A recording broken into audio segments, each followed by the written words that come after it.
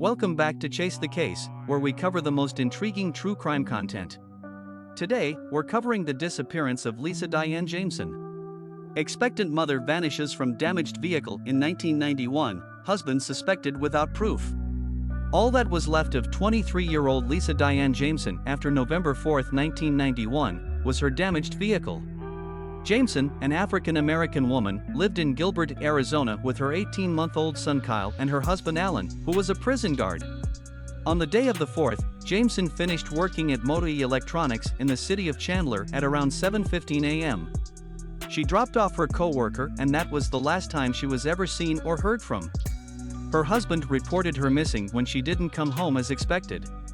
Her red Pontiac Lemons was found abandoned on December 2nd in an adult bookstore parking lot in Phoenix, an almost 30-minute drive from Gilbert. The employees of the store, Pleasure World, said that the car had been parked in the lot since November 22nd. That was 10 days before it was found. Lisa was last seen in a pink shirt, blue jeans, white shoes, and 2 silver necklaces. She has brown hair, brown eyes, and 4 piercings in each ear. She also has an unspecified medical condition as well as possibly being pregnant.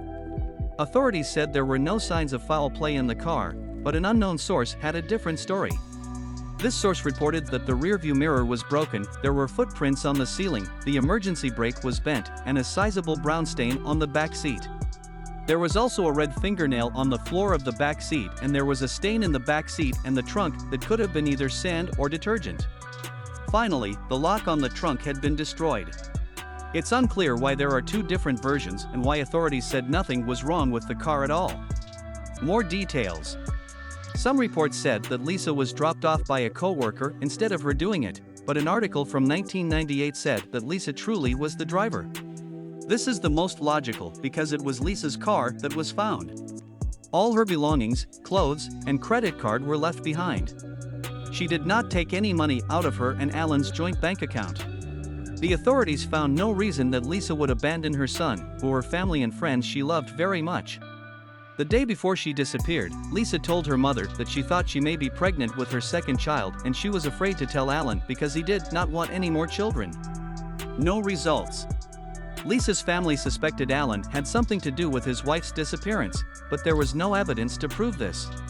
They searched for her every single day in ditches, nightclubs, and anywhere she frequented, but never found her.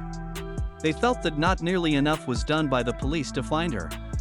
In 1993, Alan abandoned their son Kyle and went to live in Bolivia. Kyle was taken in by his maternal grandparents, Frank and Barbara Collins. The Gilbert Police Department questioned almost everyone who knew Lisa and couldn't find anything that would give them answers to her disappearance. There are no known suspects or other leads. Nobody has been charged in connection to Lisa Jameson's disappearance. In 2004, there seemed to be good news. A detective of the Gilbert PD, Scott Zuberbuehler, said that they would DNA test hairs found in the car all the way back in 1991.